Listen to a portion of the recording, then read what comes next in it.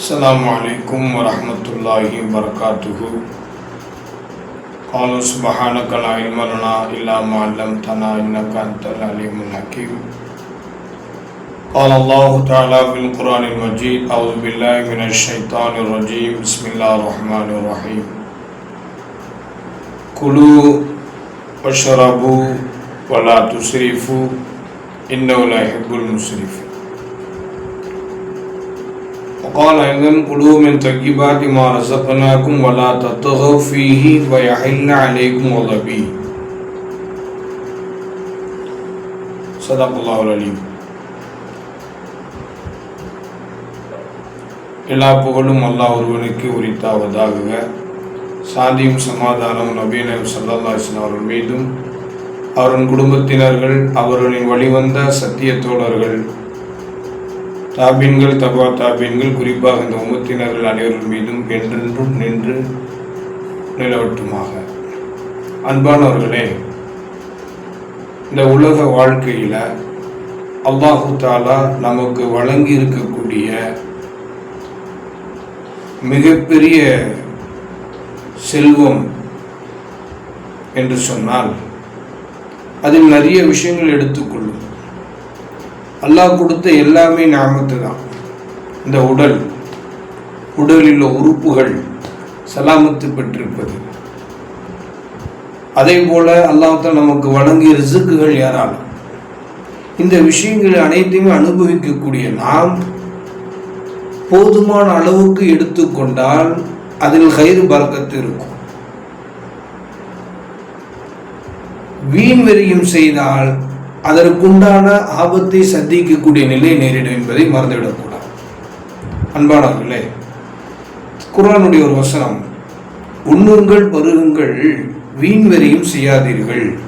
குலு வஷ்ரபு வலா துஸ்ரிஃபு இன்னஹு லா யுஹிப்புல் முஸ்ரிஃபீன். நிச்சயமாக அல்லாஹ் தஆலா வீண் வெறியும் செய்பவர்களை விரும்புவதில்லை என்று அல்லாஹ் கூறுகிறான். குர்ஆனுடைய மற்றொரு வசனம்: குலு மின் தய்யிபாத்தி மா ரஸக்னாக்கும், உங்களுக்கு நாம் வழங்கிய ரிஸ்கிலிருந்து, தூய்மையான அந்த ரிஸ்கிலிருந்து நீங்கள் என்ன செய்யுங்க, உண்ணுங்கள். வலா ததவு ஃபீஹி, அதில் நீங்கள் வரம்பு மீறி விடாதீர்கள் என்றும் அல்லாஹ் சொல்கிறான். வரம்பு மீறுதுன்னா என்னன்னா, வீண் வெறியும் செய்கிறது. இந்த வீண் வெறியும் செய்பவர்கள் யாரு என்பதையும் அல்லாஹ் தஆலா அடையாளப்படுத்தி காட்டுகிறான். ஷைத்தான். வீண் வெறி செய்பவர்கள் யாருடைய சகோதரர்கள்? ஷைத்தானுடைய சகோதரர்கள் என்பதாக அல்லாஹ் தஆலா குர்ஆனில் சொல்கிறான்.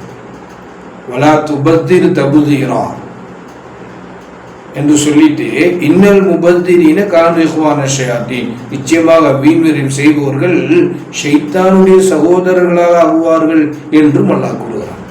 அப்ப வீண் வெறியும் செய்யக்கூடாது என்பதுதான் குர்ஆன் நமக்கு சொல்லித்தரக்கூடிய நல்ல ஒரு ஆழமான அழகான கருத்து என்பதை நாம் மனதில் உள்வாங்கி செயல்பட வேண்டும்.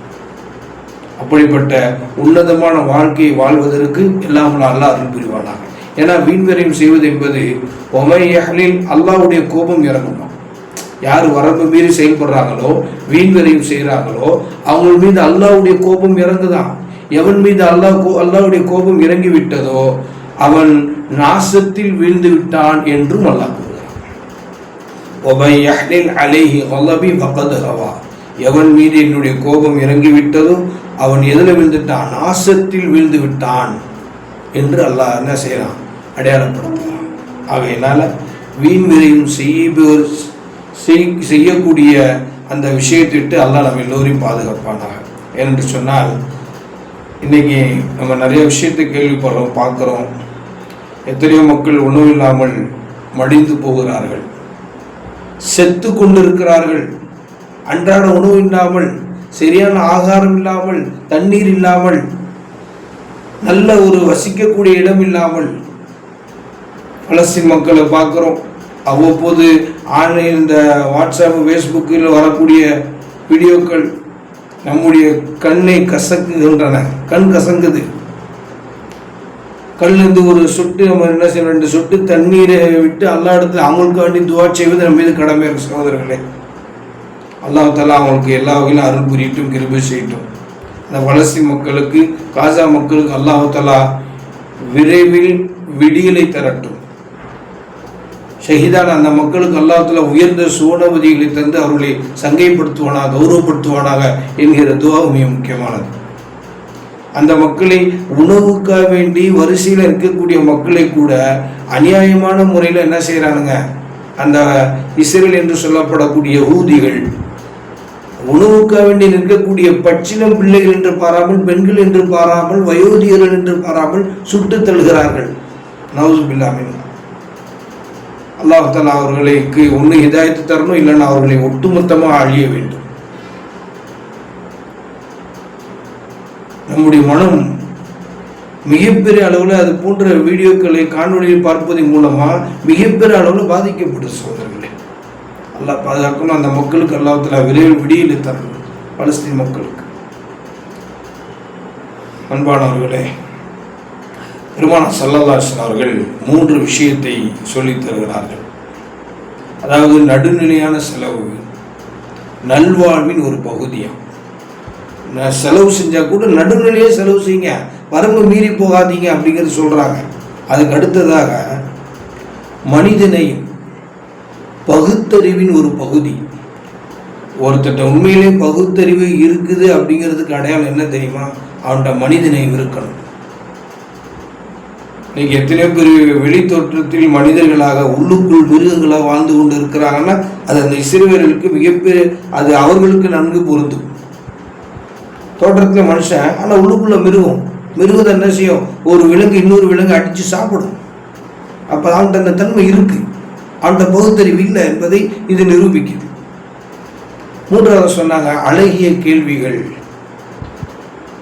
அழகிய கேள்வி, அழகான கேள்விகளை கேட்பது இருக்கு இல்லையா, இது அறிவின் உரிய ஒரு பகுதி என்று சொன்னார்கள். நல்ல கேள்வி கேட்பது அது அறிவினுடைய ஒரு பகுதி.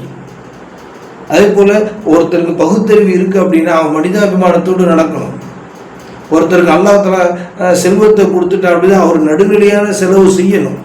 இப்போ இந்த 3 விஷயங்களே முக்கியமானது என்பதாக நபி ஸல்லல்லாஹு அலைஹி வஸல்லம் நமக்கு சொல்லித் தருகிறார்கள். ஆக எல்லாம் அல்லாஹ் நாம் எல்லோரையும் வீண் செலவுகளை விட்டு, அதாவது நம்ம சாப்பிடக்கூடிய உணவாக இருக்கட்டும், தண்ணீராக இருக்கட்டும், நாம் செலவு செய்யக்கூடிய காசாக இருக்கட்டும், எல்லாமே அல்லாஹ் கொடுத்தது தானே. அப்போ அதை நம்ம என்ன செய்யணும்? தேவைக்கேற்ப செலவு செய்து சிக்கனத்தை மேற்கொள்ளணும். இல்லாதவர்கள் கொடுத்தாலும் அது மூலமாக நமக்கு நன்மை வந்து சேருமே. அப்படிப்பட்ட வாழ்க்கையை வாழ்வதற்கு எல்லாம் அல்லாஹ் அருள் புரிவானாக, கிருபை செய்வானாக. வாஹிரு தஅவானா அல்ஹம்துலில்லாஹி ரப்பில் ஆலமீன். அஸ்ஸலாமு அலைக்கும்.